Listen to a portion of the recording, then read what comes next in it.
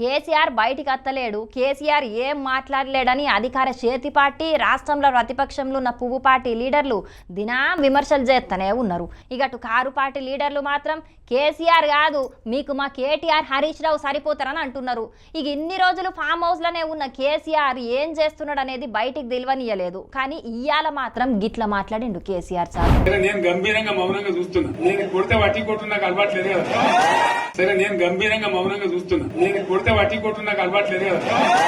ఇన్నరా కొడితే మామూలుగా ఉండదట దెబ్బ, గందుకే అదును కోసం ఎదురు చూస్తున్నాడట. ఇప్పుడు కాంగ్రెస్ పార్టీ సర్కార్ ఏర్పడి ఏడాది దాటే వరకు పోరాటాలు చేయాలని కారు పార్టీ లీడర్లు అడుగుతున్నారట. గందుకే ఫిబ్రవరి నెల ఆఖర్లా పెద్ద మీటింగ్ పెడతామని చెప్పిండు.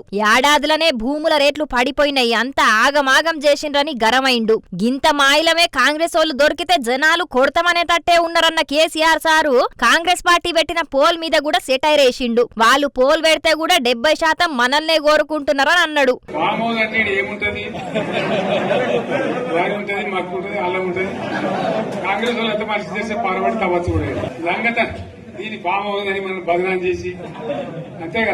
ఫామ్ హౌస్ పాలనని బద్నాం చేసిండ్రన్న కేసీఆర్ సారు నమ్మి కాంగ్రెస్ వాళ్ళకు ఓటేస్తే అన్ని ఖతం చేసిండ్రని ఫైర్ అయిండు. మనం ఉన్నప్పుడు కరోనా వచ్చినా రైతులకు సాయం చేసినామా అన్నాడు.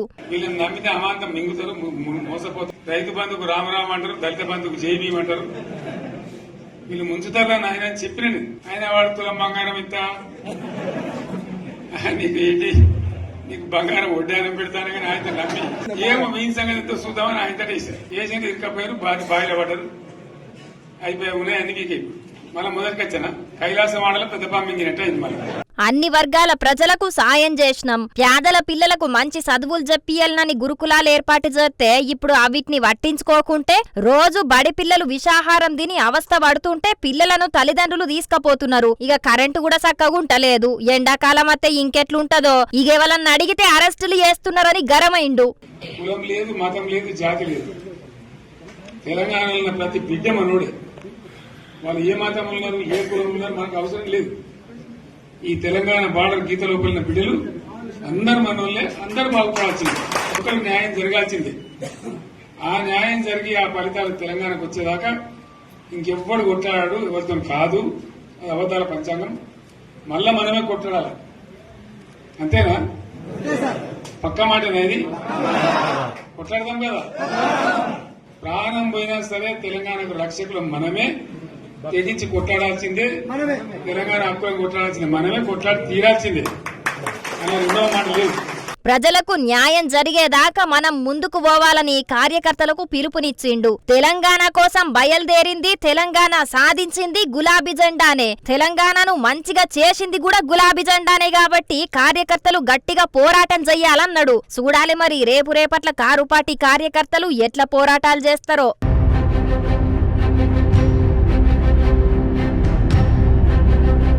తెలంగాణలో తీసుకొచ్చిన మహిళలకు ఉచిత బస్సు పథకం చేయంగా మహిళలు ఫ్రీగానే ప్రయాణం చేస్తున్నారు. కానీ ఏటచ్చి బస్సులకి తిప్పలచ్చిందుల్లా బస్సులకు తిప్పలచ్చుడేంది? బస్సులు యాళ్ళకి రాక జనాలకి తక్లీఫ్లు అవుతున్నాయి అని అంటారా?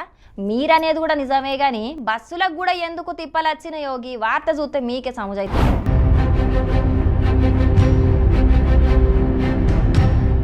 ఇగో ఈడ బస్సు పొలంలకు పోయింది కాబట్టే బస్సులకు తిప్పలచ్చింది. ఫ్రీ బస్సు ప్రయాణం చేయంగా ఈ నడుమ చాలా మంది బస్సులనే ప్రయాణం చేసుట్లా మస్తు తక్లీఫైతున్నది. అయినా కూడా బస్సులు లేకపోవుట్లా ఒక్కొక్క బస్సుల 2 బస్సుల మంది ఎక్కే వరకు బస్సులు ఓవర్లోడ్ తోని నడుస్తున్నాయి. చాలా రోజుల సంధి ఇట్లా ఓవర్లోడ్ తోని నడిచే వరకు బస్సులు అప్పుడప్పుడు పాడైతున్నాయి. ఇగియాల రాజన్న సిరిసిల్ల జిల్లా గంభీరావుపేట మండలం గోరంటాల ఊరి శివార్లున్న వాగు దగ్గర టైర్ వలిగే వరకు బస్సు డైరెక్ట్ పొలంలకు పోయి ఆగింది.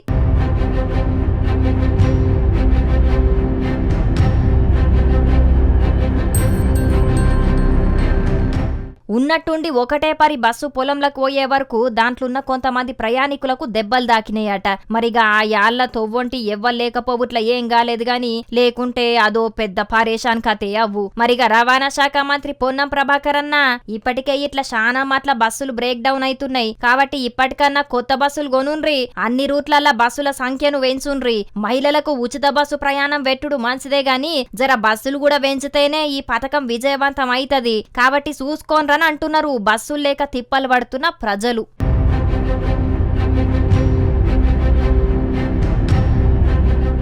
ఏడాది కాగానే కొన్ని కంపెనీలు బరాబర్గా జీతాలు పెంచుతాయి. ఇక కొన్ని కంపెనీలు అయితే 6 నెలలకోసారి పెంచుతాయి. ఇంకా కొన్ని కంపెనీలు అయితే ఉద్యోగులు మంచిగా పనిచేస్తే 3 నెలలకోపారి ఇంక్రిమెంట్లు కూడా ఇస్తాయి. ఇవన్నీ ఒక ఎత్తు అయితే ఇంకా కొన్ని కంపెనీలు మాత్రం లాభాలు గట్టిగానే దండుకుంటాయి, కానీ జీతాలు పెంచుమంటే మాత్రం చల్ ఉంటే ఉండుండ్రి లేకుంటే ఓన్రి అన్నట్టే చేస్తాయి. కానీ కొన్ని కంపెనీలు మాత్రం గిట్ల కూడా ఉంటాయి.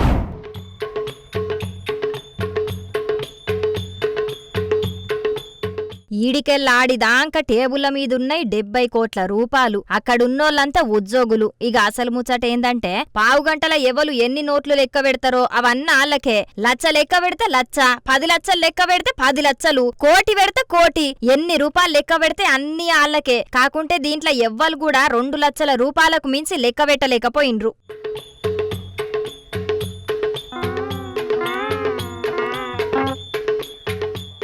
అవ్వర బిడ్డ, ఎంత మంచి కంపెనీ! ఇదేం కంపెనో చెప్పుండ్రి, పోయి మేం కూడా దాంట్లో కొలువు చూసుకుంటామని అనుకుంటున్నారా? ఇది మన దగ్గర కాదులేన్రి, ఇది చైనా దేశంలో ముచ్చాట. హెనన్ మైన్క్రేన్ అనే కంపెనీ వాళ్ళు మొత్తం 70 కోట్ల రూపాయల బోనస్ పైసలు అక్కడ పెట్టి 30 టీంలను ఏర్పాటు చేసి ఒక్కో టీం నుంచి 2కి లెక్క పెట్టే అవకాశం ఇచ్చిండ్రట. అట్లాని ఏదో ఇదొక్కసారే మీడియాలో కనబడేటందుకు ఇట్లా చెయ్యలేదు. పోయినేడు కూడా సేమ్ గిట్లనే 70 కోట్లు పెట్టి లెక్క పెట్టిచ్చింది. ఇక ఇప్పుడు కూడా అట్లనే చేసి మళ్ళీ పరి వార్తల నిలిచింది. కానీ భలే మంచి కంపెనీ కదా ఇది.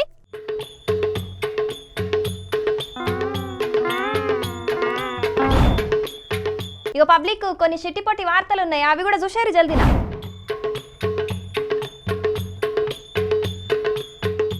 ప్రయాగరాజ్ మహాకుంభమేళకు పోయి పుణ్యస్నానాలు చెయ్యాలని చాలా మంది పోతున్నారు కదా. అందరేమో గాని గీ అన్న మాత్రం చాలా గ్రేటుల్లా. ప్రయాగరాజ్ మహాకుంభమేళల తానం చెయ్యాలన్న 92 ఏండ్ల తల్లి కోరికను తీర్వనికి ఇట్లా బండి తయారు చేసుకుని దాంట్లో తల్లిని కూకుండా పెట్టుకొని నడుచుకుంటూనే పోతున్నాడు. అది కూడా ప్రయాగరాజ్కు 780 కిలోమీటర్ల దూరానున్న ముజఫర్ నగర్ నుంచి. ఇక ఈ అన్న కూడా 68 ఏండ్ల ఈడుకుంటాడట. అదే గా వయసులో మనోళ్ళైతే మోకాల నొప్పులున్నాయని కిలోమీటర్ దూరం కూడా నడవరు. కానీ ఈ అన్న మాత్రం తల్లిని కూడా మోసుకపోతున్నాడు. మరి కుంభమేళల తానం చేస్తే ఎంత పుణ్యమత్తదో తెలియదు గాని ఇట్లా తల్లిని తీసుకపోయినందుకు మాత్రం బగ్గనే పుణ్యమత్తది. అక్కెరికి రాని కొడుకులు 4 కంటే గిసుంటి కొడుకు ఒక్కడున్నా చాలంటున్నారు ఈయనే ముచ్చట తెలిసినోళ్ళు.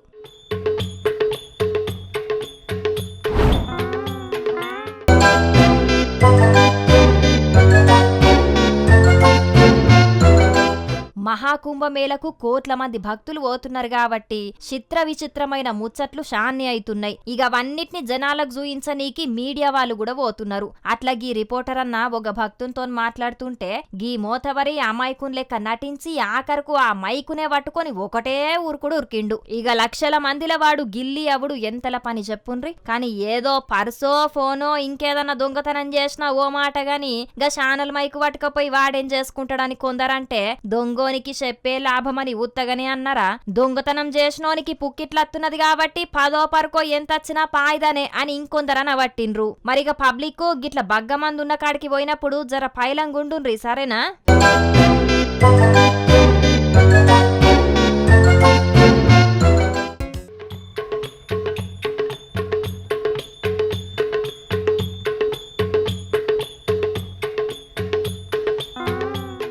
ఇక గీ అక్కకు తల్లిదండ్రులంటే మస్తు పాయరమున్నట్టున్నది. మహాకుంభమేళల ఆమె తానం చేసుడే కాదు, ఆమె తల్లిదండ్రుల ఫోటోలను కూడా తీసుకొచ్చి తానం చేపించింది. 144 ఏండ్లకు ఒక్కసారి వచ్చే మహాకుంభమేళ మన కాలం లచ్చుడు మన అదృష్టం. అసుంటి అదృష్టం మన తాతలు తల్లిదండ్రులకు లేదు. ఇక వాళ్లకు పుణ్య స్నానం చేసే అవకాశం రాలేదు కాబట్టి ఇట్లా ఫోటోలను తీసుకొచ్చి తానం చేపించుడు చాలా గొప్ప ముచ్చటే కదా. ఇది గదా సనాతన ధర్మం అంటే, ఇది గదా తల్లిదండ్రుల మీద పాయరం అంటే అని అంటున్నారు ఈ వీడియోను చూస్తున్నోళ్ళు.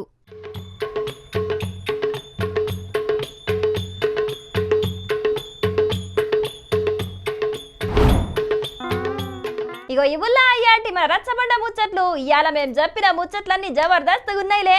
దినం ఇంతకంటే ఖతర్నాక్ ముచ్చట్లను దేవులాడి మీకోసం పట్టుకొస్తూనే ఉంటాం. కాబట్టి మన రాజ్ న్యూస్ ఛానల్ మరవకుండా చూస్తూనే ఉండండి. సరేనా? ఉంటాం వల్ల నమస్తే.